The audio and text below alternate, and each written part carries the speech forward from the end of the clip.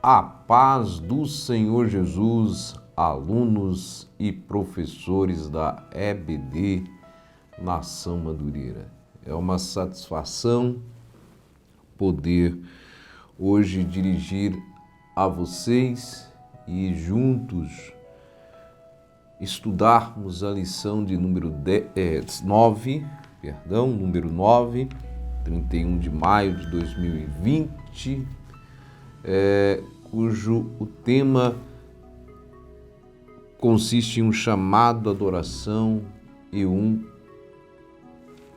alerta. Para nós é uma alegria poder estar aqui estudando a palavra de Deus juntamente com vocês e aprendendo juntos.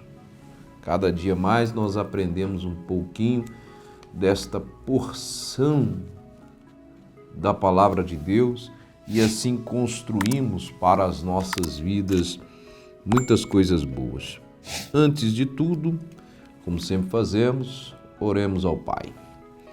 Eterno e soberano Deus, queremos aqui te agradecer, queremos te pedir a tua graça, que o Senhor venha nos ajudar a abrir a nossa mente.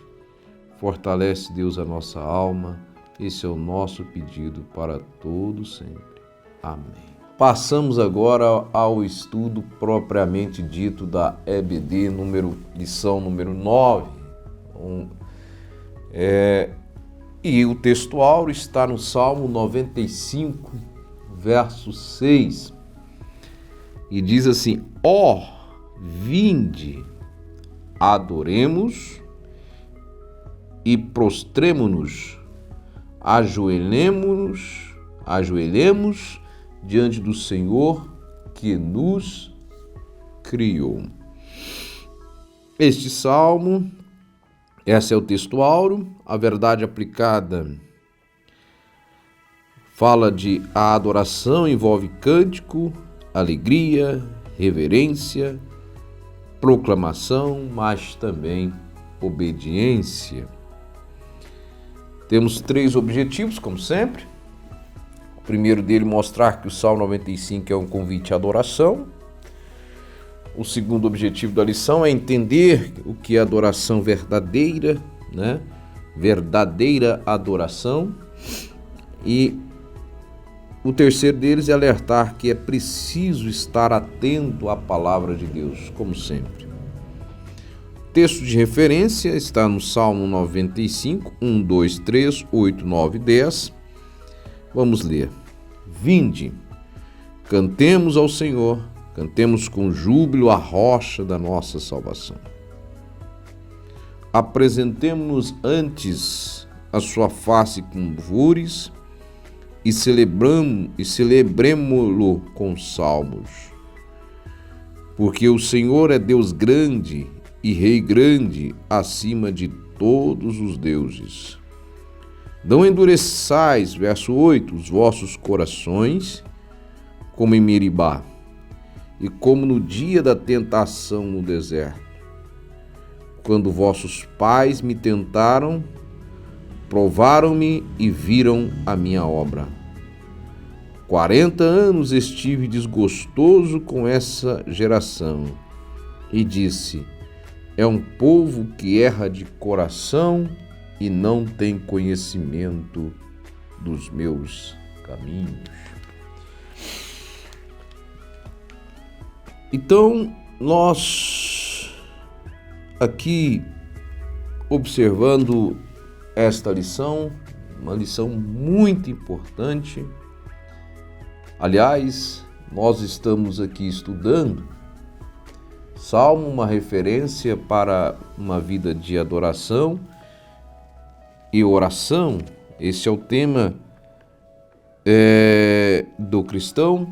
Este é o tema que nós estamos desenvolvendo durante esse trimestre. E hoje entraremos propriamente no termo adoração, deixando aqui claro qual o significado deste termo para nós, o que entendemos por adoração.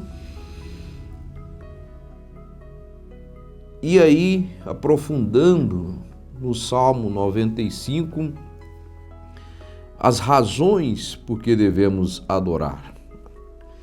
As razões por que devemos adorar. O Salmo 95 e 81 são convocações ao povo de Deus para adoração, trazer à memória os poderosos feitos do Senhor e alertar para não negligenciar a relevância da confiança e obediência em todo o tempo. Então, nós, nesta relação com Deus, nesta relação com o Pai, nesta vida cristã que nós vivemos, ou seja, neste reinado cristão, que seria mais apropriado, o termo mais apropriado,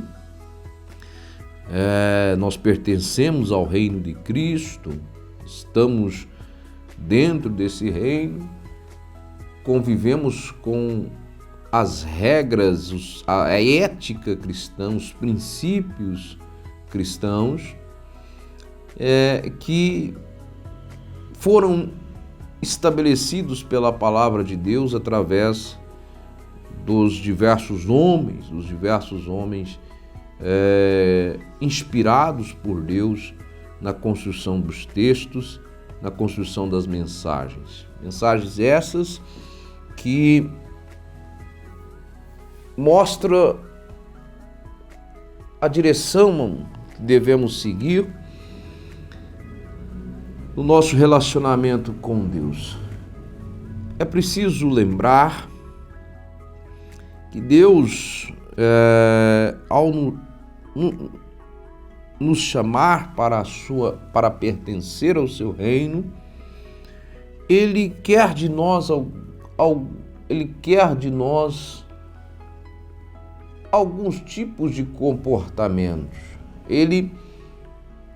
E para quê? Para que nós possamos representar este reino de forma correta, de forma plena e de forma sermos verdadeiras testemunhas deste reino. Não testemunhas de palavras, mas testemunhas de condutas. A nossa conduta precisa representar, e aqui eu estou trazendo algumas enunciações ou trazendo algumas reflexões para a partir de então adentrarmos na lição.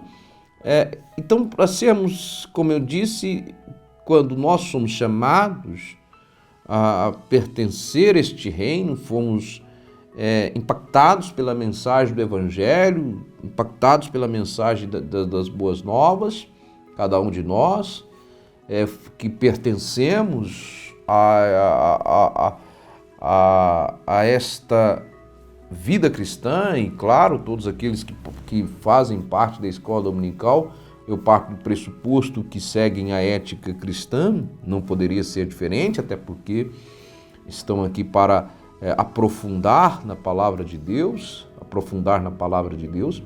Então, quando nós somos impactados por esta mensagem, somos impactados pelo Evangelho, o Espírito Santo opera esse Evangelho em nós, é claro que nós devemos ter condutas compatíveis com este reino cristão e aí sim sermos testemunhas deste reino. Não de palavras, como eu já disse, mas de condutas. A nossa conduta precisa representar este reino. A nossa maneira de comportar, né? É tão simples entender essas coisas, né? Você sabe que alguém pertence à nação brasileira pela sua linguagem, você sabe que alguém pertence à nação brasileira pelo seu comportamento, cada região tem um tipo de comportamento, gosta de determinadas coisas, praticam determinadas condutas, Então, é muito fácil entender que quando pertencemos ao reino, nós praticamos as condutas, ou nós praticamos as condutas referente a esse reino, né? Referente ao reino de Deus. E dentro deste reino, há algumas ordenâncias que eu entendo serem ordenâncias, entre estas ordenâncias, a adoração. Entre essas ordenâncias, a adoração. Entre essas ordenâncias, a adoração. Isso é ressaltado em toda a palavra de Deus, e hoje nós destacamos o Salmo de 95, que é um convite, um chamado para a adoração. O Salmo 95 é um convite à adoração e um alerta em relação ao ceticismo que atinge diversos servos do Senhor na caminhada cristã. Então, veja bem, a primeira, vinde, ou seja, vem, cantemos, ou seja, pronunciamos louvores ao Senhor. Vinde e cantemos. Encontramos inicialmente no saltério, nos salmos, o chamado ao povo de Deus para cantar ao Senhor. Esse convite ressalta dois importantes pontos no ato de louvar ao Senhor. Louvar ao Senhor com júbilo, ou seja, com alegria. A alegria representa o nosso contentamento em servir. Cantamos com júbilo, cantemos com alegria. Olha como está. Cantemos com júbilo, cantemos com alegria. A alegria representa o nosso contentamento em servir o Senhor. Isto é, louvá-lo com prazer, pois Ele é o nosso Deus. O louvor deve se dirigir ao Senhor. O louvor deve se dirigir ao Senhor. A grande reflexão a ser feita atualmente consiste em saber para quem são os louvores. Então, primeiro, a primeira ordenância que nós é um convite para a adoração. E para o louvor, e esse louvor e essa adoração não pode ser feita de qualquer forma, né? É preciso ser feita com júbilo, com alegria, né? Você não vou adorar louvar de qualquer jeito. E aí já começam as reflexões, né? Começam os apertos. Aí eu vou cantar de qualquer forma. É tipo aquilo que a pessoa às vezes fala: eu não ensaiei, mas é para o Senhor. Minha voz não está boa, mas é para o Senhor. Não é assim que funcionam as coisas.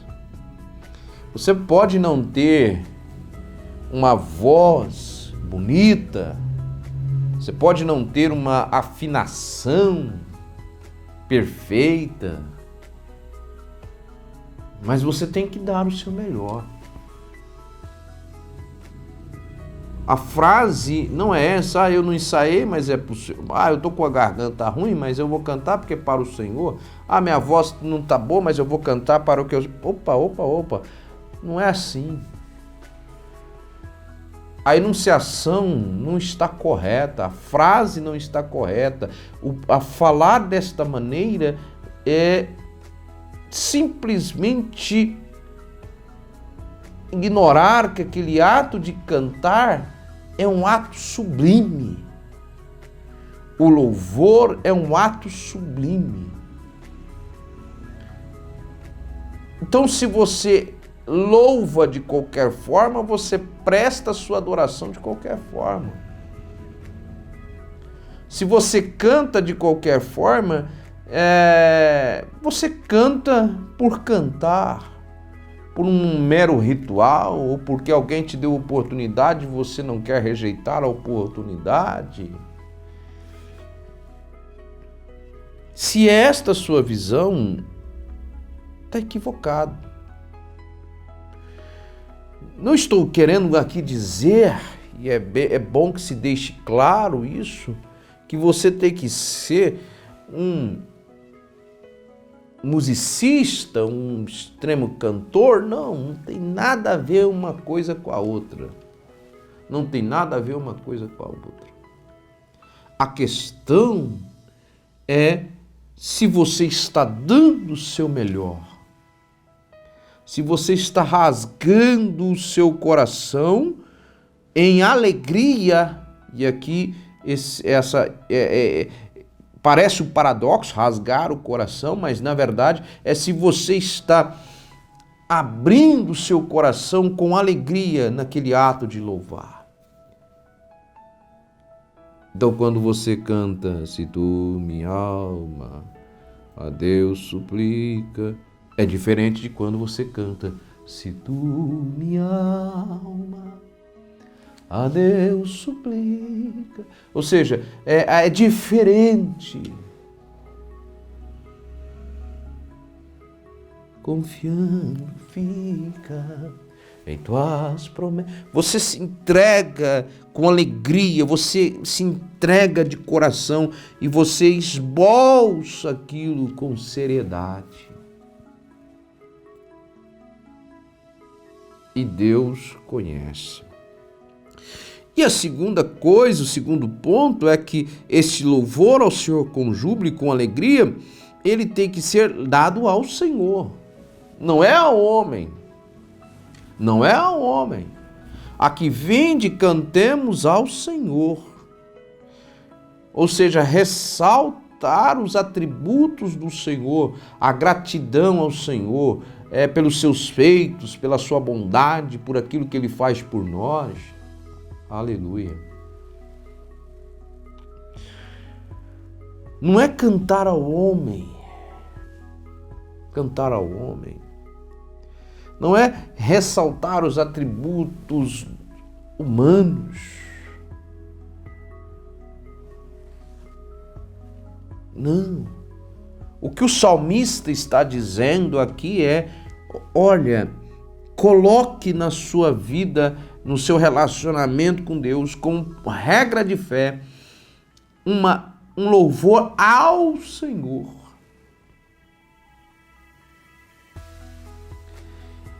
Construam e fazem louvores ao Senhor, exaltando os atributos do Senhor. Escrevam as suas letras exaltando os atributos do Senhor, ao Senhor, para o Senhor, porque dele, por ele, para ele são todas as coisas. Destaco essa frase do texto.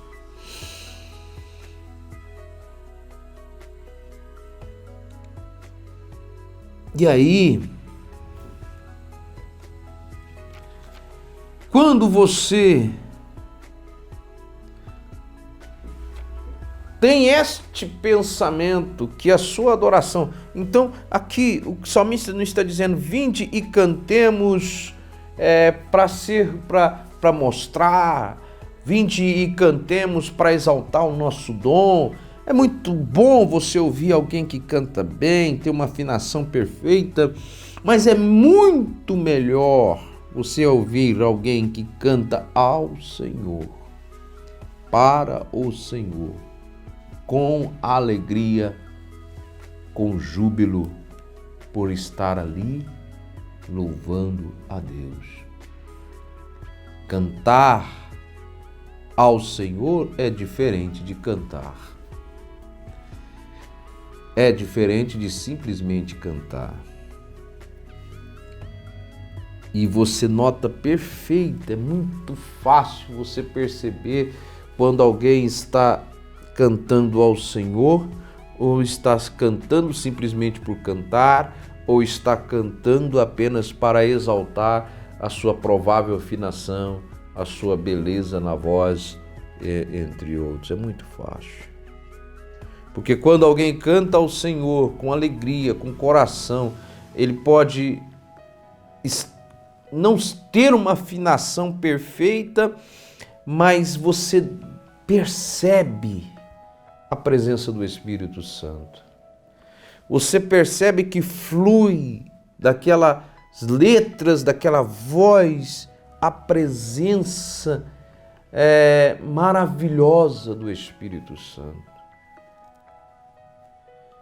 E há muitas coisas, e eu quero aqui dizer algo que tem muita gente que estão nos palcos da vida, achando que o louvor a Deus, o cantar a Deus, flui somente da sua afinação, flui somente das suas notas bem tocadas, dos seus acordes bem feitos, dos seus arranjos. Eu quero te dizer que os seus arranjos bonitos, a sua voz maravilhosa, as suas oitavadas, os seus o, a, que trazem um preenchimento na canção, ele será totalmente sem sentido se não for ao Senhor. Se os seus arranjos, as suas notas, a sua afinação, as suas oitavadas forem apenas para fazer o seu nome,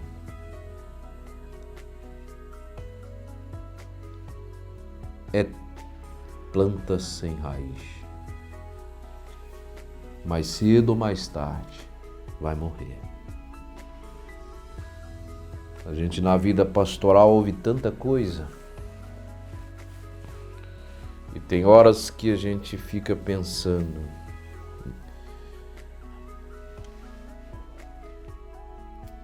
será mesmo que alguns converteram de verdade? Ou estão apenas massageando seus egos? Eis a questão. Aí o versículo 3 diz, porque o Senhor é Deus grande. Começa respondendo. Grande acima de todos os deuses. Então, vinde e cantemos. Cantemos com alegria. Cantemos porque Ele é grande acima de todos. Naquele tempo, a nação de Israel convivia com nações politeístas, idólatras. E é claro que um ou outro se envolvia com aquele tipo de atitudes, mas o salmista diz assim, ó, este Deus a qual servimos, ou este Deus que servimos, Ele está acima de qualquer outros deuses, deuses minúsculos, construídos por mãos humanas. E por isso nós devemos cantar, e por isso nós devemos adorá-lo, e por isso nós devemos buscá-los. Mas diz mais, cantemos ao Senhor com júbilo, apresentamos-nos ante a sua face com louvor e celebramos com salmo, por quê? Porque o Senhor é Deus, porque é grande rei, grande acima de todos, mas além disso, nas suas mãos estão as profundezas da terra e as alturas dos montes são suas. Outra razão, a terra surge pelo poder de Deus, Ele é dono de tudo. Nós não somos nada sem Deus. Nós não somos nada sem Deus. Há um comentário bíblico da NVI que diz assim, as profundezas da terra eram consideradas antigamente uma região além do alcance dos deuses e o cume dos montes eram considerados a habitação dos deuses. O Salmo rejeita propositadamente as duas crenças, pois Deus tinha jurisdição e tem jurisdição exclusiva e completa sobre as duas regiões. Ele tem um direito de controle, pois ele é o fabricante. Ele está acima de todas as coisas. Todas as coisas. Todas as coisas. Entende isso? Compreende isso? Portanto, queridos,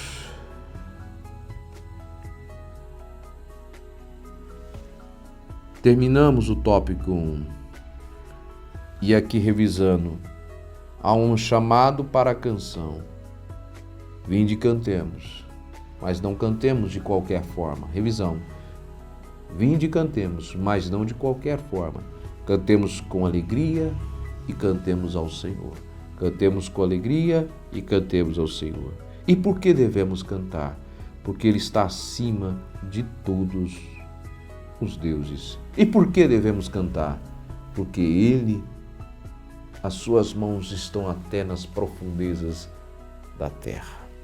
Aí passamos ao tópico 2. E primeiro tópico, nós falamos então do cantar. O segundo tópico, nós vamos entender o que é adoração e tudo isso em coesão com os objetivos da lição. Já no segundo objetivo, o conceito de adoração, por vezes, é confundido com a ideia de apresentar alguns cânticos ou participar de algum culto. No entanto, adorar vai além do que simplesmente um louvor ou participar de um culto. Então, o primeiro ponto a ser observado é que a adoração não está restrita ao louvor e nem está restrita à participação num culto, a uma pregação, a uma vestimenta, a um determinado tipo de comportamento. Não. A adoração é um círculo mais amplo. E dentro desta circunferência, digamos assim, existe alguns pontos que estão contidos pelos termos adoração. Estão contidos no termo adoração. Quando você louva, você está adorando, desde que com alegria, sim. E desde que ao Senhor, sim. Então, quando você louva, estará adorando, desde que com alegria e desde que ao Senhor. Quando você procura ter uma vida de santidade, você está adorando? Sim. Quando você está ali representando um caráter, a imagem de Deus, está adorando. Procurando andar em justiça, sendo íntegro, está adorando. Quando você ora, você está adorando. Quando você participa efetivamente dos cultos, na comunhão com a comunidade cristã, você está adorando, você não está sendo individualista, porque você às vezes acha que não precisa estar na igreja, como alguns falam por aí, porque você pode congregar sozinho em casa. Na verdade, você está se entendendo melhor do que todo mundo, por isso você não congrega, né? Então você se acha melhor, que todo mundo está errado e só você está certo, só você é o teólogo. Me desculpe a crítica, mas é verdade. Me desculpe não, é verdade. Pessoa que às vezes, não participa porque se acha melhor do que os outros. Simples assim. Você acha que conhece mais, que entende mais, e portanto ninguém pode orientá-lo, instruí-lo, né? É vaidoso, é igual um menino emburrado, né? É assim que eu vejo os famosos, goste você ou não, problema seu, os famosos desigrejados. É assim que eu vejo, menino emburrado, porque, não vou, porque é livre. Não, para. Seja crente, vai ser crente, tá bom? Agora, então quando você participa do culto, você você também expressa sua comunhão, expressa sua adoração ao Senhor. Então, adoração é um círculo maior que contém, né, que contém tantos outros atos que revelam esta adoração. Bom, dito ser um círculo maior, é preciso conceituá-lo.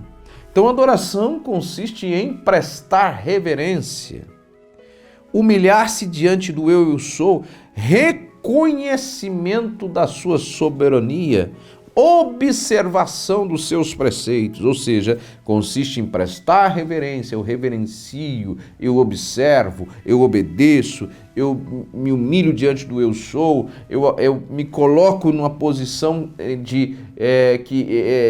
hierárquica menor do que eu sou, ou seja, eu aceito a soberania do eu sou. Eu aceito as suas decisões, eu aceito o seu chamado, eu aceito a sua determinação, eu observo a sua vontade. Isso é adoração. Isso significa que você adora. Então, você aceitar isso, você se colocar nessa posição, você realmente adora o Senhor? Bom, como tem sido o seu relacionamento com Deus? Bom, segunda pergunta, você tem aceito a vontade de Deus para a sua vida? Bom, terceira pergunta, como tem sido o seu comportamento na casa, no trabalho? Então, como tem sido?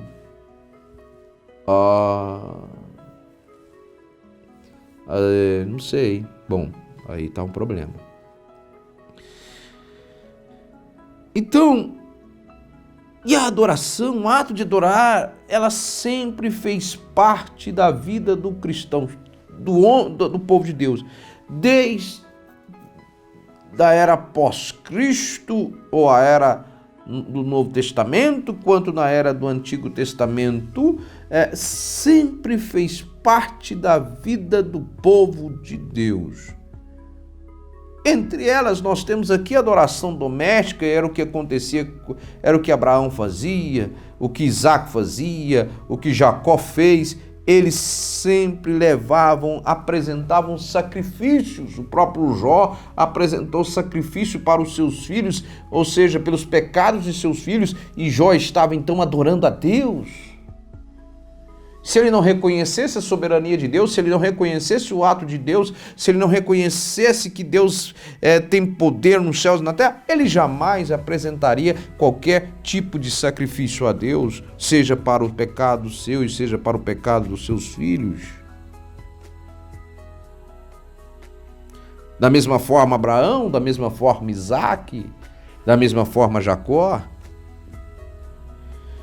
Vejamos também que essa adoração doméstica ela era representada pelo próprio ensino. Que ensino? O ensino dos pais aos filhos sobre a palavra de Deus, tradição oral. Gênesis capítulo 15, versículo 9, vamos ler para que a gente possa compreender aquilo que estou a dizer ou estou falando. Diz o seguinte: e disse, toma-me um bezerro. Nós vemos ali a adoração de Abraão, em Gênesis capítulo 15, Gênesis 15, 9, vemos também aqui a tradição que eu queria destacar aqui, é o que está em Deuteronômio 6, 20, que diz o seguinte, olha só, eu queria destacar esse texto. Diz assim, quando teu filho te perguntar pelo tempo adiante, dizendo, quais são os testemunhos e estatutos e juízos que o Senhor nosso Deus vos ordenou? Uma pergunta. Aí vem, olha só, vamos ler. Para que lance fora todos os inimigos de diante de ti, como o Senhor tem dito. Tem dito. Vamos lá. Quando teu filho te perguntar pelo tempo adiante, ou seja, pelas coisas quando adiante, dizendo, quais são os testemunhos? Quais são os estatutos? Quais são os juízos do Senhor? O que ele nos ordenou? Então dirás a teu filho: éramos servos de Abraão no Egito, porém o Senhor nos tirou com mão forte do Egito, e o Senhor nos fez sinais, e dali nos tirou para nos levar e nos dar terra que juraram nossos pais, e o Senhor nos ordenou que fizesse. Ou seja, o pai ensinando o filho, e o pai somente ensinará ao filho sobre os estatutos e os juízos de Deus, se adorar. Então nós vemos essa adoração doméstica. O pai instruindo o filho. Aí eis uma questão. Será que nós estamos instruindo os nossos filhos? Será que nós estamos instruindo os nossos filhos? Ou estamos terceirizando esta importante função? Como temos compartilhado com os nossos filhos a palavra de Deus?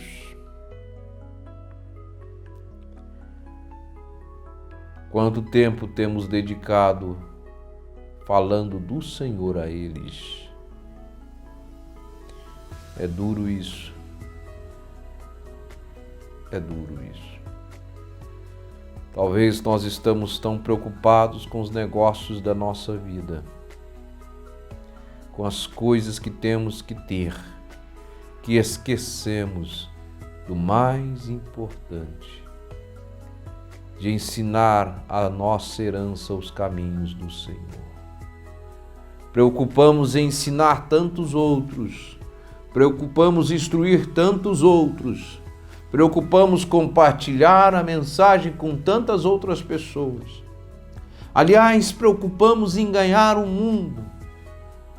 E achamos que a perfeita obra é de ganhar o mundo, de sair pregando, de sair cantando, de ser conhecido mundo afora. Mas e os nossos filhos? E a nossa família? Talvez por uma interpretação equivocada de alguns textos, nós deixamos de lado aqueles que são replicadores da nossa ética. Porque se nós não deixamos aos nossos filhos a herança, e herança nesse sentido, no sentido da adoração a Deus, eles não replicarão, não continuarão, e a mensagem de Deus irá morrer para a sua família. Pense nisto. Eu e você precisamos pensar. Porque nós nos reunimos para comer uma pipoca, reunimos para comer um churrasco, reunimos para uma viagem, reunimos para um passeio ao parque, reunimos para um passeio em tantos lugares. Mas deixamos de reunir somente nós, somente a nossa família, para juntos falarmos do amor de Deus e compartilharmos a palavra de Deus. E é tão difícil, mas é tão necessário. Quem sabe é momento de corrigirmos a rota, principalmente nesse tempo de pandemia, aonde o que mais interessa é as autoridades fiquem em casa, ou seja, fiquem na sua casa. E aí nós percebemos que o que mais interessa nesse momento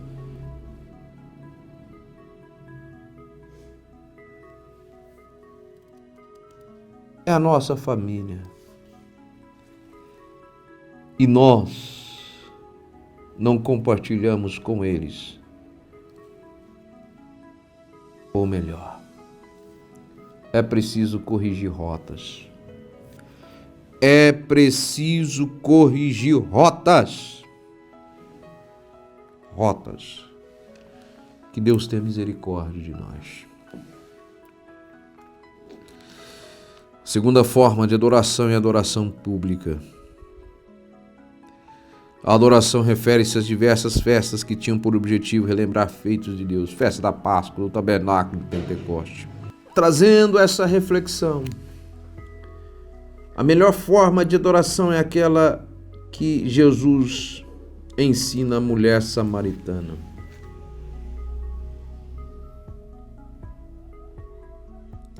Então observamos alguns tipos de adoração, que é adoração doméstica, adoração pública, e tem outras mais. Mas observamos agora a forma. E Jesus olha para aquela mulher samaritana e diz, olha, ela pergunta, Jesus, os nossos pais, né? Vamos ler para a gente não equivocar aqui.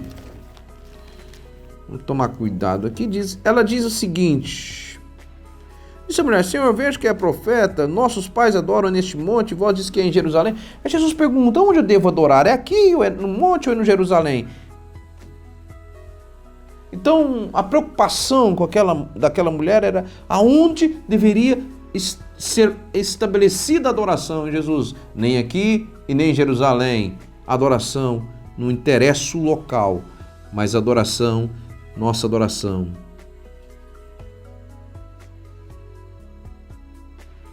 Diz, vós adorais o que não sabeis. Mas ele diz, mas a hora vem, verso 23, e agora é, em que os verdadeiros adoradores adorarão o Pai em espírito e em verdade, porque o Pai procura a tais que assim o adorem.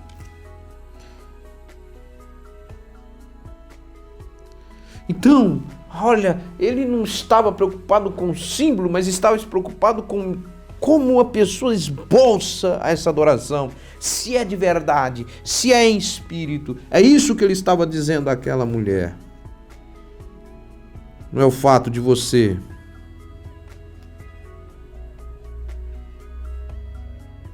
adorar a Deus com a sua natureza, adorar a Deus com o seu íntimo, adorar a Deus, como disse no início, de dentro para fora. Sai de dentro e não simplesmente de fora para dentro. Ah, eu estou aqui, então aqui eu adoro. Aqui é meu quarto de adoração, então vou adorar aqui. Não, aqui é a sala, eu não adoro aqui, porque aqui não é o local de adorar é no quarto. Não, o quarto não é o lugar de adorar é lá no monte. Não. Para. Adoração em espírito e em verdade, doutrina bíblica. Atitudes de verdadeira adoração. Algumas atitudes contribuem para uma verdadeira adoração. Primeiro, ter uma vida de adoração, de oração. O apóstolo Paulo ensina que devemos orar em todo o tempo. Paulo orava ao Senhor em todo o tempo. Segundo, meditar na palavra de Deus. Meditar não é simplesmente ler. Uma coisa é ler, outra coisa é meditar. É olhar para o texto. É suspirar, refletir, pronunciar. O que esse texto diz ao seu tempo? Quais os significados dos termos desse texto? Quais as lições práticas que eu tiro para esse texto? Como está minha conduta diante destas lições práticas? O que esse texto diz ao seu tempo? Quais os significados? Vamos melhorar isso aqui. Quais os significados dos termos desse texto? Justiça significa isso, evangelho significa isso, revelar significa isso. O que esse texto estava ensinando naquele tempo? O que aquele povo aprendeu? Por que esse texto foi inspirado naquele tempo? Quais as lições práticas que eu tiro desse texto? Você deve adorar assim, você deve adorar desta maneira, desse jeito, dessa forma. Bom, e a partir dessas lições práticas, como tem sido a minha conduta? Tenho adorado, tenho ensinado meus filhos, como falamos, tenho reunido com os meus filhos, tenho conversado com eles sobre a palavra, sim ou não, se não, por que eu não estou fazendo? e se já não é hora de fazer. Ou seja, questões que precisam estar bem claras nessa linha de trabalho. E aí passamos para o último tópico, que fala a respeito é preciso estar atento à palavra de Deus. Enquanto adora, o povo de Deus deve manter atenção às admoestações e aos alertas de Deus ao seu povo e procurar aprender para não incorrer nos erros do passado. Ouvir a voz de Deus, alerta para o dever de ouvir a voz de Deus. Precisamos entender o que vem a ser ouvir a voz de Deus. O salmista está falando da obediência, de observar os estatutos do Senhor, de seguir a sua vontade. As ovelhas ouvem a voz do seu pastor. A voz de Deus precisa ser ouvida todos os dias. Deus repreendeu severamente aqueles que andaram pelo caminho da desobediência. A obediência precisa ser praticada. Ouvir é diferente de escutar. Ouvir, prestar atenção, entender, fazer relacionamento com aquilo que está falando e obedecer. Você pode escuta um barulho, mas de onde ele veio? Não sei, você escutou. Mas eu efetivamente ouvi, eu efetivamente observei, observei a voz de Deus. Segundo, não endurecer o coração. O Salmo alerta ao povo de Deus que não endureça o coração como em Berimbá. Em decorrência da dureza do coração, Deus ficou desgostoso com o povo.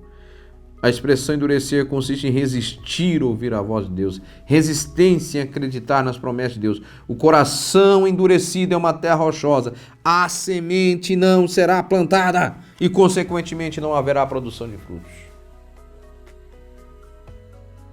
Se você quer continuar com seu coração endurecido, meu irmão, você está perdendo seu tempo. Você está perdendo seu tempo. Se você quer continuar com seu coração endurecido, você está perdendo o seu tempo.